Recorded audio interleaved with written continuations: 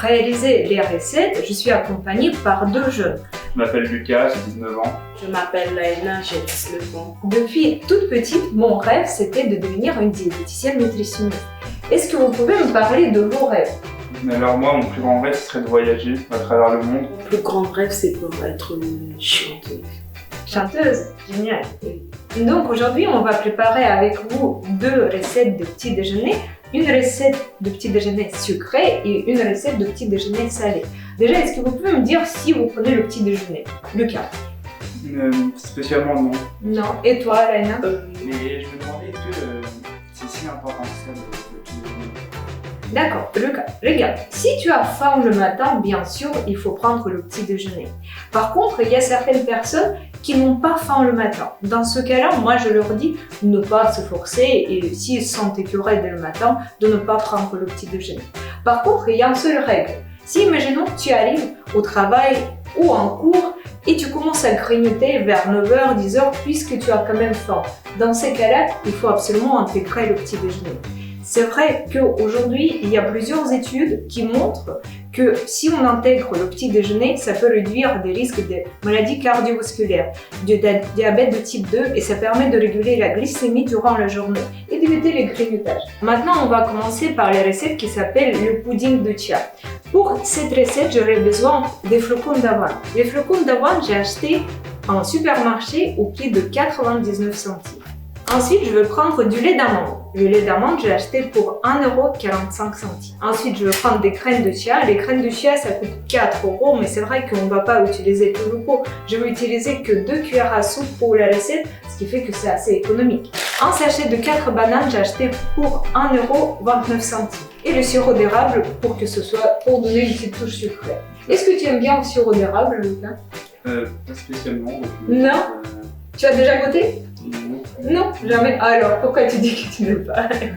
Est-ce que toi, tu aimes bien le sirop d'érable? Tu as déjà goûté?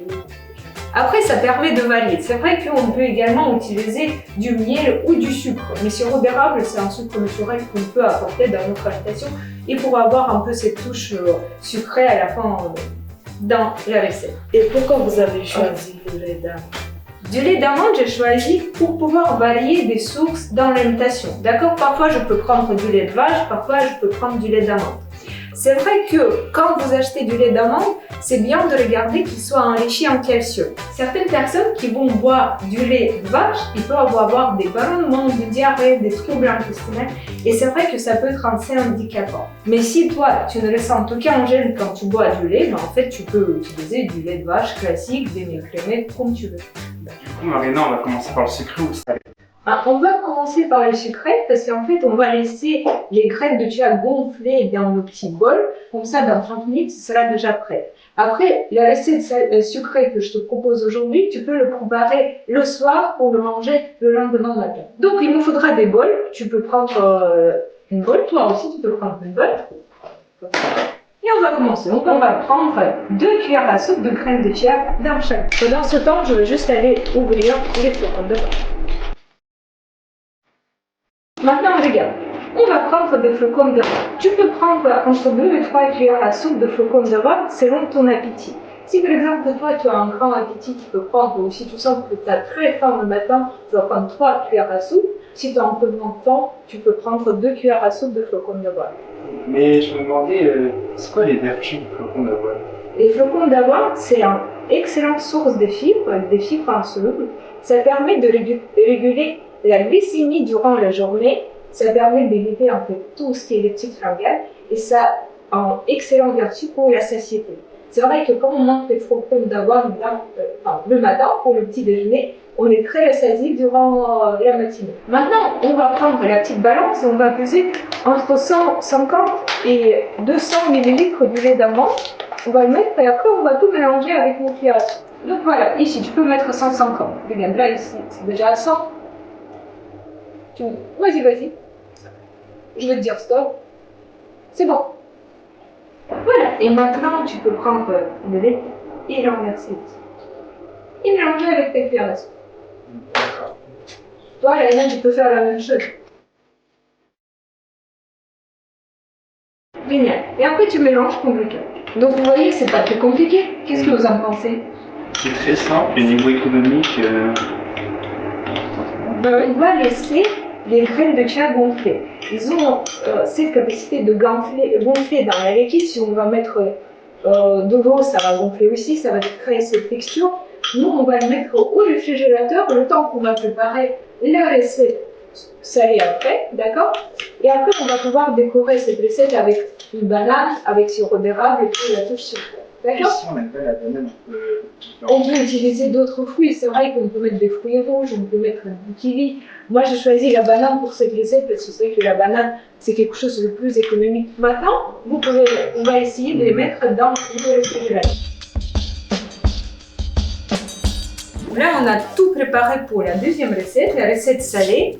On va réaliser les toasts avocats de toast. Est-ce que tu as déjà goûté là, les avocats de toast? Et toi? Non plus. Non plus. Donc, vous allez découvrir avec moi, ça va être pareil, une recette très simple. Il y a du pain. Du pain, j'ai acheté à la boulangerie, je l'ai acheté à 1,98 €. Est-ce qu'on est obligé d'acheter le pain à la boulangerie? On peut aller chercher dans une industrie. Oui, tu parles des voilà, les marques industrielles type Alice. C'est vrai que moi, je recommande à mes patients de prendre du pain dans la boulangerie. Pourquoi? Parce que ce sera pas modifié, c'est du vrai pain qui est utilisé, qui est fait avec la vraie farine, d'accord? Dans les pains industriels, vous allez voir, on peut avoir d'autres produits qui sont ajoutés, ce ne sera pas meilleur pour la santé.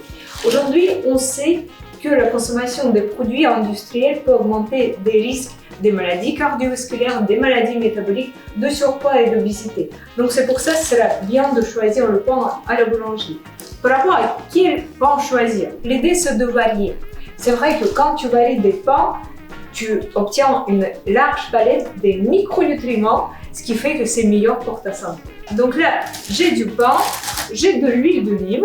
C'est vrai que pour la cuisson, je recommande toujours d'utiliser l'huile d'olive, c'est les bons acides gras monoinsaturés, d'accord? C'est très bien. Ensuite, un peu de fibres, donc tomates, salade verte, roquette, on l'a acheté à 1,90 €, parce que c'est assez économique, et l'avocat et des œufs. Pourquoi vous avez choisi l'œuf bleu blanc cœur? Ah, tu veux dire pourquoi c'est écrit ici sur la boîte bleu blanc cœur? Oui, c'est ça. C'est un label en France. En Belgique, il existe un équivalent qui s'appelle autrement, où les animaux ils sont nourris avec des graines de lin. Au début de l'émission, je t'ai déjà parlé des acides gras polyinsaturés, donc des oméga 3. C'est vrai qu'on est tous carencés en oméga 3 et il faut qu'on augmente la consommation d'oméga 3 dans notre alimentation. La filière bleu blanc cœur, les animaux ils étaient nourris avec des graines de lin, avec d'autres herbes riches en oméga 3, ce qui fait que nous, ça nous permet d'obtenir toutes ces propriétés. D'accord? Donc on va commencer, on va déjà chauffer l'eau. Et après, on va cuire des œufs moulés. Après, le règle est assez simple. En fait, tu peux varier sur l'avocat de toast. Tu peux mettre des œufs durs, des œufs mollets. Tu peux aussi faire des œufs brouillés sur ton avocat de toast. Ça te permet de varier en fait et de réaliser cette recette de différentes manières. Après, c'est juste le temps de cuisson qui va changer. Pour des œufs durs, ce sera 9 minutes. Et pour des œufs mollets, on va le faire 6 minutes. On va préparer déjà du pain. C'est vrai qu'ici, dans la cuisine, nous n'avons pas de grille-pain. D'accord? Donc, je vais utiliser le four pour griller le pain. Donc, voilà. Vas-y. Tu peux le poser ici. Voilà. Après, on va prendre de l'huile d'olive, laquelle on va mettre un tout petit peu sur notre pain. Et après, on va mettre un peu de sel, un peu de poivre. On va mettre ça dans le pain. Je dis toujours à mes patients qu'il faut doser de l'huile d'olive. Quand on met comme ça, on va mettre peut-être parfois un peu plus qu'il nous faut. Un tout petit peu. Voilà.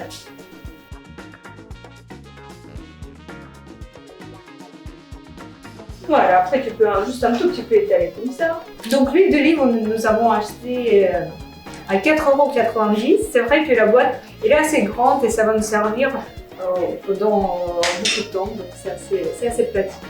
Voilà, maintenant on va mettre du sel et du poivre sur nos tartines. Moi j'ai amené aussi des herbes de Provence. Vous savez que les herbes de Provence, on en a tous à la maison. Si vous avez un jardin, c'est encore mieux. J'ai mis le four à préchauffer, donc là maintenant on va mettre du pain dans le four. Vas-y.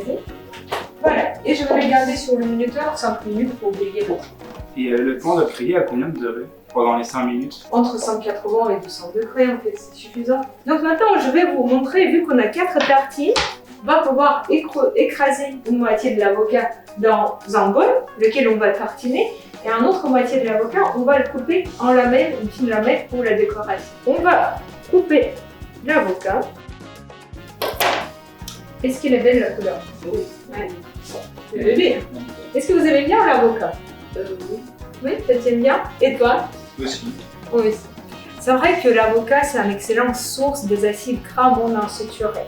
D'accord? Donc, c'est des bonnes sources des lipides. Il ne faut pas avoir peur, il faut en manger un peu dans ton alimentation, il faut les intégrer régulièrement.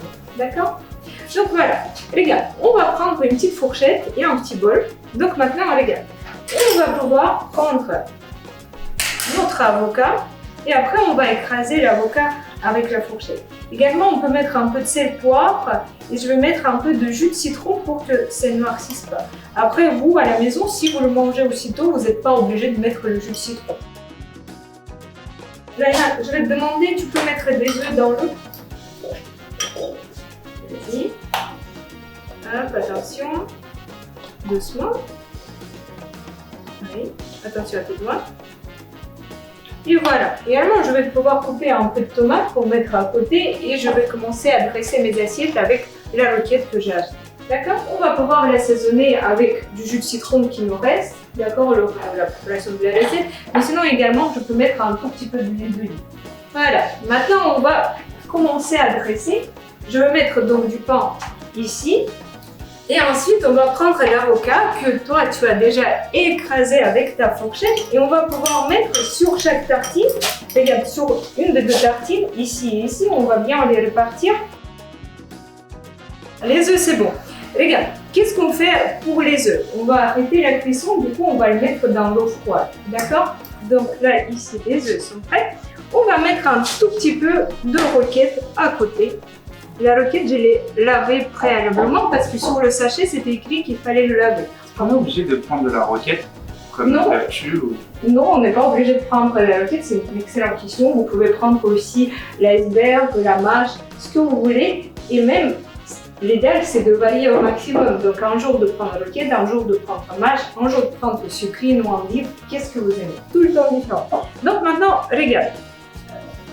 Ici, j'avais coupé l'avocat. Donc la tomate, pour l'instant, je vais mettre ça ici.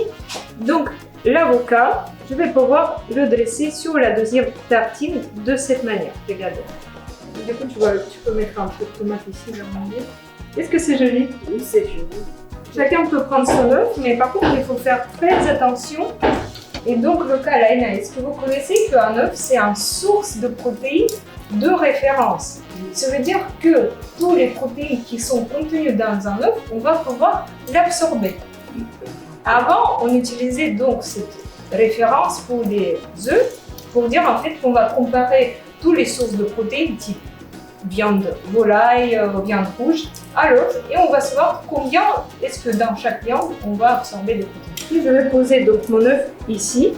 Regardez, cette assiette-là, elle est déjà presque prête. Et ici, donc, nous avons nos deux bols de petit déjeuner sucré qu'on avait préparé. Il nous reste juste de le décorer avec la banane. Donc, on va utiliser une demi-banane pour chaque bol, d'accord? Après, si vous êtes un grand consommateur de fruits, vous pouvez mettre même une banane entière. Donc là, je vais couper en petites rondelles comme ça.